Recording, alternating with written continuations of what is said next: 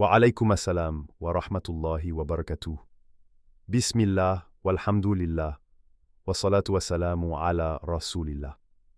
C'est une question fondamentale qui touche chacun d'entre nous, car la subsistance, le risque, est une épreuve autant qu'un don. Mes chers frères et sœurs, musulmans et chrétiens qui nous écoutez, sachez que l'argent n'est pas seulement une affaire de chiffres, c'est une affaire de bénédiction divine, la baraka. Quand cette baraka est retirée, l'argent coule entre les doigts comme du sable, peu importe le montant de votre salaire.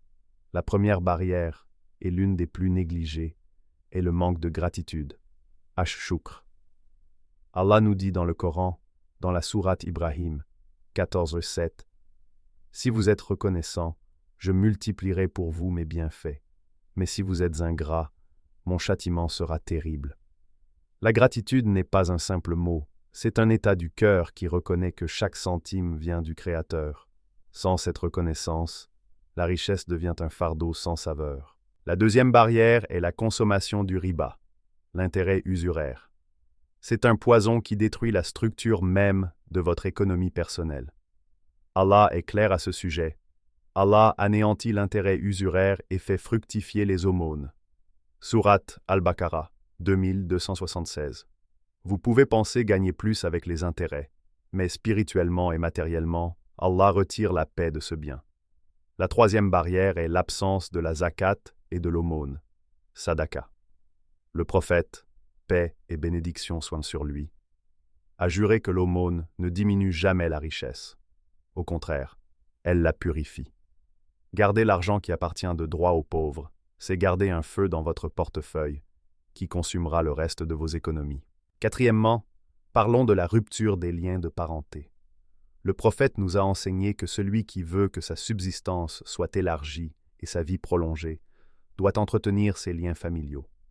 La colère des parents ou l'indifférence envers les proches ferment les portes du risque.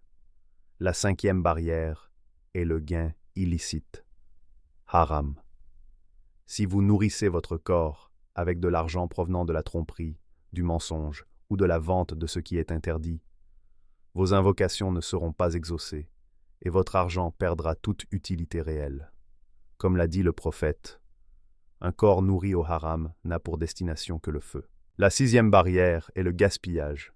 Israf. Allah n'aime pas les gaspilleurs. Dépenser dans l'ostentation, acheter des choses inutiles juste pour paraître, c'est inviter la pauvreté. La septième barrière est la négligence de la prière, en particulier celle de l'aube, Fajr. C'est le moment où les bénédictions sont distribuées.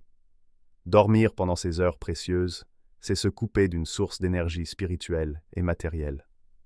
Enfin, la huitième barrière, la plus fatale de toutes, est le péché commis en toute conscience. Le prophète a dit « L'homme peut être privé de sa subsistance à cause d'un péché qu'il commet. Le péché crée un voile entre vous et la miséricorde d'Allah. Vous pouvez travailler jour et nuit, mais si vous êtes en rébellion constante contre les commandements divins, vous ne trouverez jamais la satisfaction. L'argent disparaît car le cœur est vide.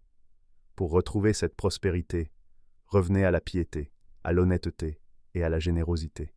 C'est ainsi que l'on construit une richesse qui ne s'évapore jamais.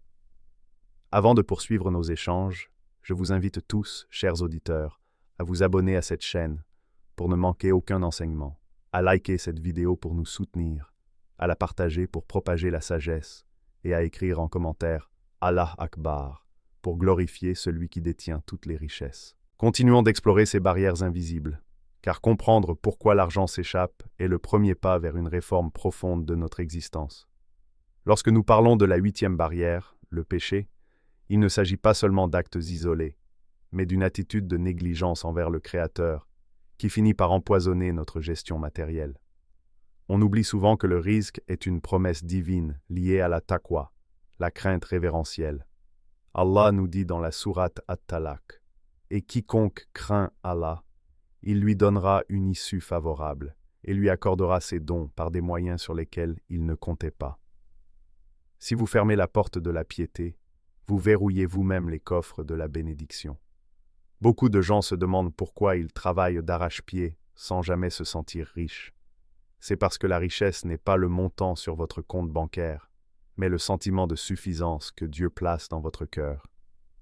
Si vous courez après ce monde sans spiritualité, ce monde fuira devant vous comme un mirage. Approfondissons la question du gain illicite, le haram, qui agit comme un acide sur vos économies.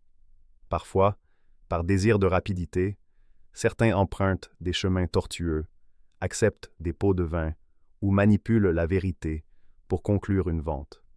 Ils pensent gagner du temps, mais en réalité, ils introduisent une impureté dans leur foyer. Le prophète a souligné que tout corps qui se nourrit de ce qui est illicite mérite le feu. Cet avertissement n'est pas seulement pour l'au-delà. Il se manifeste ici-bas par des dépenses imprévues, des pannes constantes, des problèmes de santé ou des pertes soudaines qui viennent nettoyer cet argent mal acquis.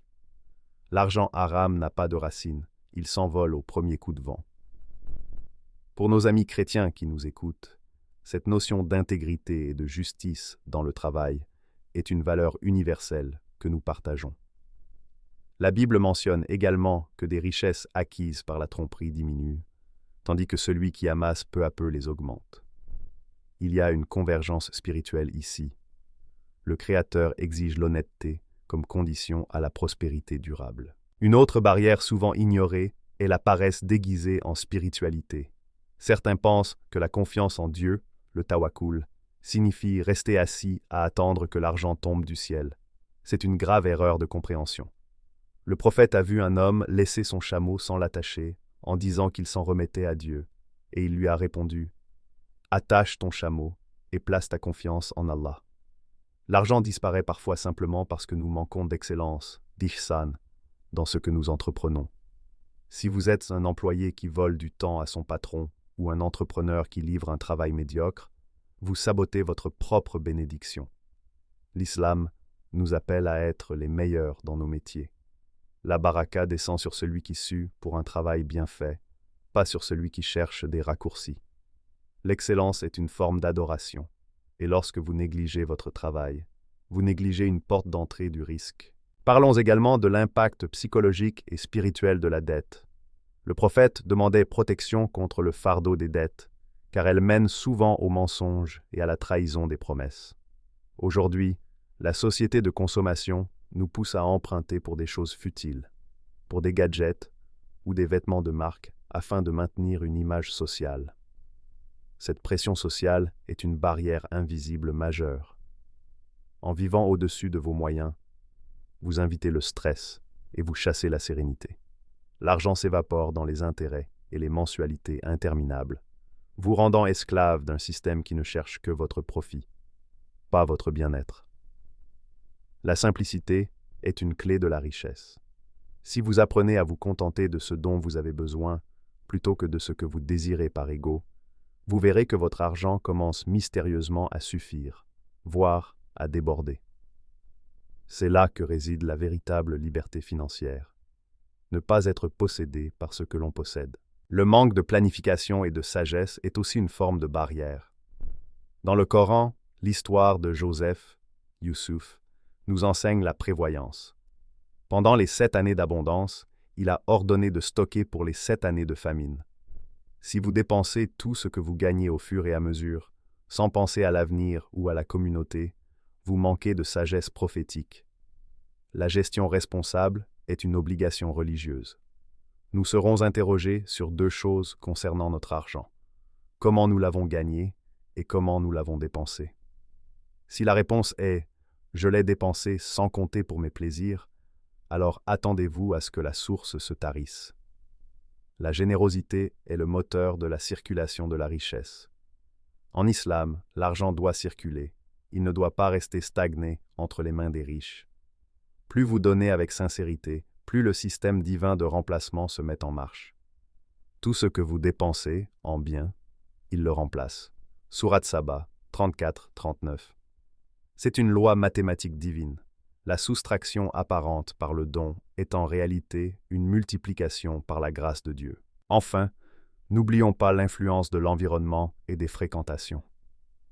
Si vous vous entourez de gens qui ne parlent que de gains matériels, de comparaison sociale et de consommation effrénée, votre esprit sera pollué par l'insatisfaction. Le mécontentement est une barrière invisible qui vous fait sentir pauvre, même si vous êtes millionnaire. La gratitude est le seul remède. Regardez ceux qui ont moins que vous pour apprécier les faveurs d'Allah, et ne regardez pas ceux qui ont plus pour ne pas mépriser ce que vous avez reçu. Cette perspective change tout. L'argent ne disparaît pas seulement physiquement, il disparaît de votre conscience lorsque vous ne savez plus voir les miracles quotidiens. La santé, la famille, la sécurité. Ces richesses valent de plus que tout l'or du monde, mais elles sont les premières à être oubliées quand on se focalise uniquement sur les chiffres d'un relevé bancaire. Nous devons réapprendre à voir l'argent pour ce qu'il est, un outil, un serviteur, mais jamais un maître. Si vous le mettez dans votre main, vous pouvez l'utiliser pour le bien. Si vous le mettez dans votre cœur, il vous détruira de l'intérieur.